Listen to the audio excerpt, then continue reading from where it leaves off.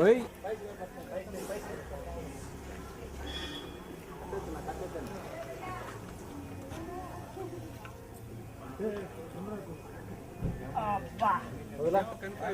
Second ఉండు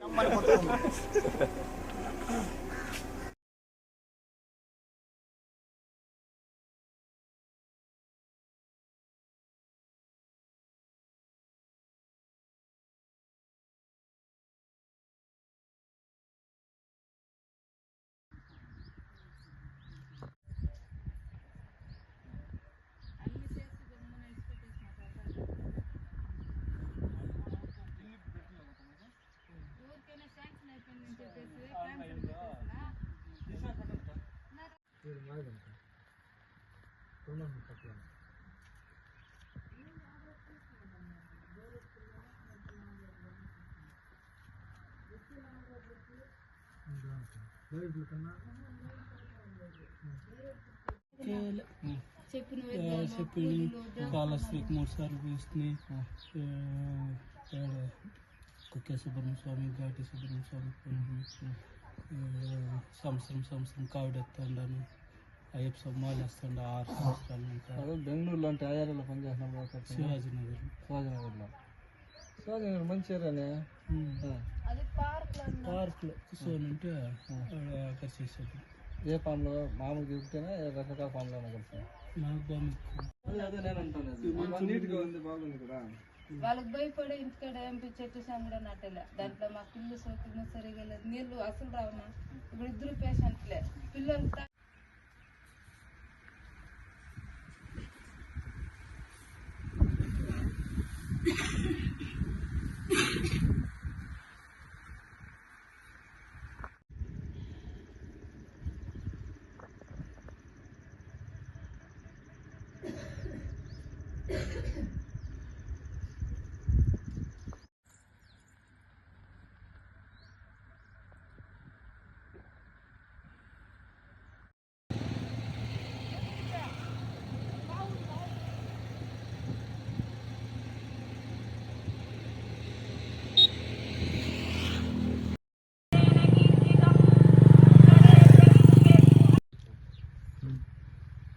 చిత్తూరు జిల్లా బైరెడ్డిపల్లి మండలం పెద్ద చెల్లారుగుంట గ్రామ పంచాయతీ కుమ్మరుగుంట గ్రామము. నా పేరు సుబ్రహ్మణ్యం. నేను 5వ క్లాస్ చదువుతున్నప్పుడు ఇంకా ఇప్పటి వరకు 103 సార్లు పాము కాటేసింది. అప్పుడైతే 6 నెలలకి సంవత్సరానికి అట్లా కరుస్తాండ. ఇప్పుడు 2014 ఇంకా అమావాస్య పాడ్యము, పౌర్ణము పాడ్యము అట్లా టైంలో ఏడన్నవన్నీ కరుస్తుంది. ఒకవేళ ఆ టైంలో తప్పించుకున్నా కూడా ఒక 8-10 రోజుల మధ్యలో అమావాస్య పాడ్యము, పౌర్ణమి పాడ్యము మధ్యలో తప్పించుకున్నాకు మిగతా మామూలు టైంలో ఆ టైంలోనూ ఒక టైంలో ఏడన్నవన్నీ కాటేస్తాము. దాని గురించి మేము హాస్పిటల్కి, దేవస్థానాలకి ఎన్నో పూజలు చేస్తున్నాము.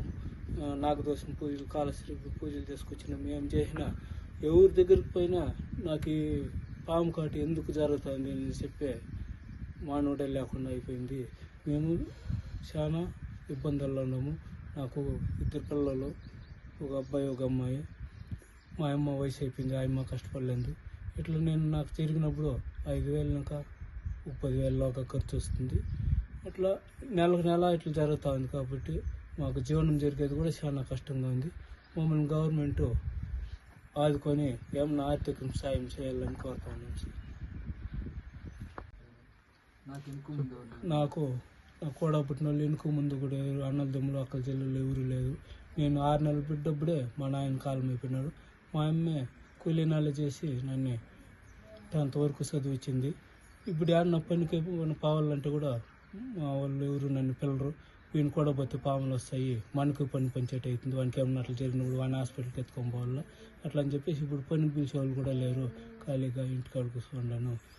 ట్రీట్మెంట్ చేసుకొని వచ్చేది అప్పులు చేసుకొని మొన్న డ్వాక్రా లోన్లో 1,40,000 వస్తే ముందు అప్పులు చేసిన వాడికి 10,000 ఇవ్వాల్సిన వాళ్ళకి 5,000 అట్లా ఇచ్చి కొంచెం అప్పులు కట్టుకున్నాం. ఇంకా కొంచెం అప్పులు ఉన్నాయి.